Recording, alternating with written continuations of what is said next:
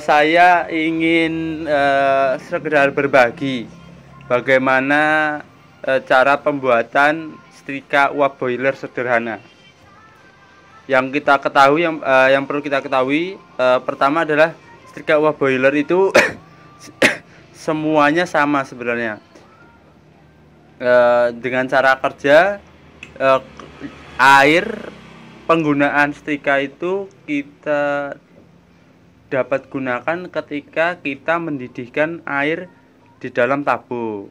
Nah, sehingga ketika air mendidih, maka uap akan keluar masuk ke dalam setrika. Lalu ketika setrika dipencet, maka mengeluarkan uap panas. Nah, uap panas inilah yang kita gunakan sebagai media untuk menggosok. Nah, lalu bagaimana cara membuatnya? Setrika uap boiler ini biasanya kalau teman-teman mau beli itu biasanya sekitar minimal itu dalam satu set itu 2 juta.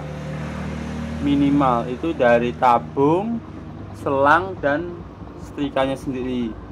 Dan biasanya belum termasuk kompor, selang gas dan regulator. Namun kemarin saya mempelajari bagaimana sistem kerjanya. Seperti sebenarnya tidak sulit untuk membuatnya. Yang pertama, saya memberi tabung freon ini di toko loan atau toko AC, toko servis AC. Itu biasanya sekitar 15.000, 10.000 atau paling mahal 25.000 itu sudah dapat. Nah, lalu kita menyiapkan meteran tekanan. Biasanya itu ada di toko kompresor atau alat-alat. Lalu selang, lalu keran Honda seperti ini. Dan ini seperempat, sebenarnya ini seperempat dim. Lalu ini untuk input airnya. Dan ini adalah selang pengaman kompresor untuk membuang tekanan ketika tekanan melebihi batas normal. Nah, ini tabung freon yang saya beli seharga 15.000 ini saya bawa ke tukang las bakar itu dengan las kuningan untuk lebih memperkuatnya. Itu saya membeli keran ini lumayan mahal, itu sekitar 75. Ini juga 75.000. Dan ini juga sekitar 50-an, ini sekitar 40. Nah, semuanya itu kita tinggal berikan lubang dan drat. Biasanya drat cewek ya, untuk mengedrat ke sambungan. Nah, ini ada 4 lubang. Nah, saya rekomendasikan teman-teman jika ingin membuat itu tambah 1 lubang lagi, buat 1 keran lagi. Untuk apa? Ketika ingin mengisi air ke dalam ini, jadi semua keran kita buka sehingga ada udara yang keluar di dalam tabung itu ketika kita mengisi air lewat ke keran satunya, sehingga tidak tumpah atau tidak meluber dari keran input utama seperti itu. Selain itu biasanya saya cat menggunakan cat knalpot yang anti panas. Ini sudah digunakan kurang lebih setengah tahun dan alhamdulillah tidak ada problem. Nah, biasanya problemnya itu di keran sini.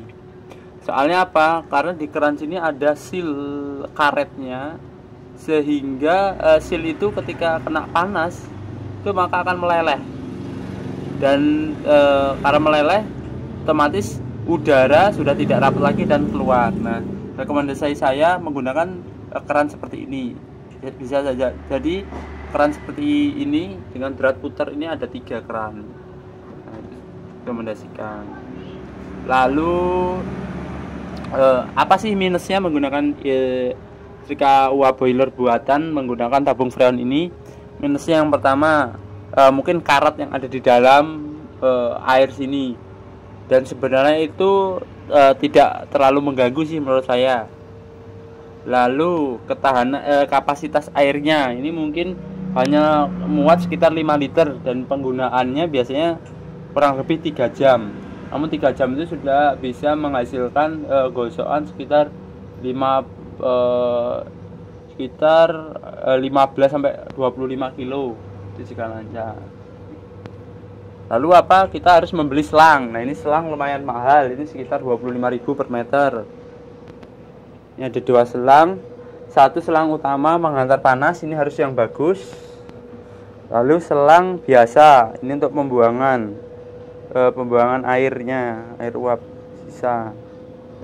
Lalu gosokan khusus. Ini biasanya di Tokopedia 250 sampai 350 sudah dapat. Saya menggunakan pencetan model tekan. Ada yang model geser ke samping. Nah, ini biasanya lebih mahal. Nah, itu saja sebenarnya yang kita butuhkan. Lalu kompor gas umum seperti biasa. Lalu saya menggunakan tabung gas. Seperti itu. Sekian dari saya. Jika bermanfaat bagi kalian yang suka ribet, dikit suka utak-atik, mungkin ini bisa menjadi referensi untuk sebagai modal awal untuk mengurangi ongkos beban modal produksi gas boiler. Jika Anda yang punya modal yang lebih, mungkin uap tabung yang model stainless itu cocok buat Anda. Intinya jika Anda ingin berusaha untuk mempermudah kelancaran usaha Blondie, maka pakailah sikat uap boiler. Terima kasih.